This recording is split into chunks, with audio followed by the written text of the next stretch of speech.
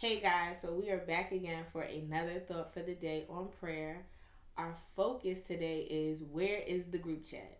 So if you're anything like me, you probably have three or four different group chats that are going on in your phone. You probably have a church, you probably have a family, you probably got some friends, and you probably even have that work one, right? And in these group chats, you're probably sharing memes, thoughts, funny things, maybe serious things. But all in all, it's a space for you to come together, to share, to inspire, to push, um, and to get some type of strategy about what's going on, how you're gonna push forward, what are your thoughts, different things like that. And I think that when we consider conversation with God, we got to remember that even though we are called to have one on one conversation with God, there is something special, something powerful about a group chat, right? And we know that there's something powerful and something grand about a group chat because even Jesus calls for a group chat. When Jesus goes off to the Garden of Gethsemane, where he has to sit and he's having conversation with God about, look, do I let this cup pass from me? Yes or no? And he's overwhelmed in sorrow, overwhelmed in all of these emotions. He calls for his boys to come with him. He calls for the disciples to come with him to this point of prayer. And so we have to be mindful of like the importance of having a group chat, of having some people that are standing there with us in the situations and the circumstances that we're facing, and their ability to be able to push us forward, or for them to rally with us around something that we're facing, and for us to all get together in conversation and talk to God about it.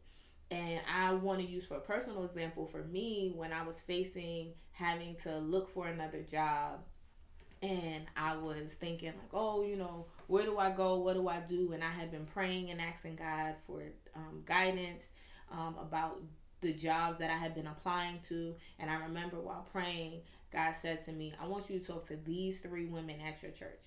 And so I went to Reverend Ward, I went to Deacon Baptiste, and I went to Deacon Coulter, and I said to these three women, I need to pray to you. I need to pray with you about this thing that's going on in my life. And I prayed with them solo, but it was still a group chat, right? Like, because it's a group chat because it was me, them, and God. So in that, there was this conversation that's occurring, and what they were able to do, how they were able to push me forward, how they were even able to proclaim some promises that even in my weak state I couldn't even think to say. They were saying them. So that's the importance of a group chat. It's the ability that it's going to push you forward, it's going to propel you forward. And Matthew chapter 18 verse 19 and 20 says, again, truly I tell you that if two of you on earth agree about anything they ask for, it will be done for them by my Father in heaven. For when two or three gather in my name, there I am with them.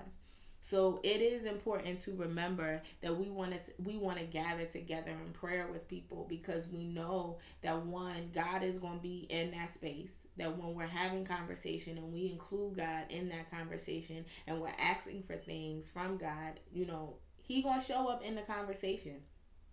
But it's also to know that there's some power in that, right? Because it says where two or three are gathered, there I am. But if two of you on earth agree, right? So there's this bonding. So because we bonded on this, there's a powerful impact that's gonna occur in prayer. So remind yourself, where's my group chat at, right? Like you need to ask yourself, where is the group chat? And then Hebrews chapter 10 verse 24 says, and let us consider one another in order to stir up love and good works, not forsaking the assembly of ourselves together, as is the manner of some, but exhorting one another, so much the more as you see the day approaching. So it is important too that, yes, this scripture kind of says the assembling of ourselves, but assembling of ourselves can be getting together on a phone and praying together. The assembling does not just mean to have to get together in a building, but it does mean that we can get together on a prayer line and we can talk, and to know that there's some impact, right? There's an impact of encouraging ourselves, there's an impact of encouraging each other. Also, it's to understand that a group chat allows for everybody to be clear about the vision. It allows everybody to be clear about what the requests are. I know I do a prayer call with my family once a week, and it allows for us to kind of be really clear about the things that as a family we're approaching, as a family we want to attack and we want to deal with.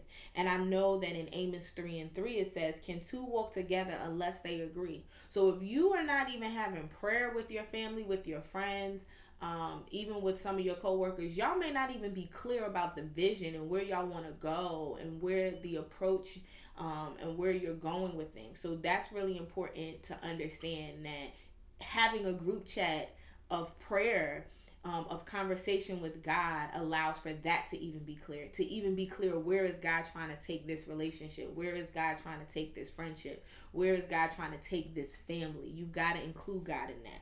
And so I want to leave with Joshua chapter 6, verse 2 and 5, and it says, then the Lord said to Joshua, see, I have delivered Jericho into your hands, along with its king and its fighting men. March around the city once with all the armed men. Do this for 6 days. Have 7 priests carry trumpets of rams' horns in front of the ark. On the 7th day, march around the city 7 times with the priests blowing the trumpets.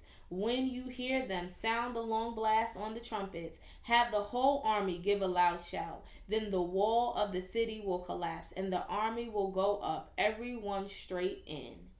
So I want to leave you with this, that God had given Joshua the promise. God had, in a one-on-one conversation, declared a promise, declared a thing to Joshua. And maybe right now you're like, yes, there is a promise that God has declared to me, that God has said to me, that I'm holding on in this season. But I want to let you know that there is strength in the group chat. There is strength in gathering around your wall, around the thing that you're facing, around the circumstance that you're facing, with some people who are going to sound the alarm. So know that.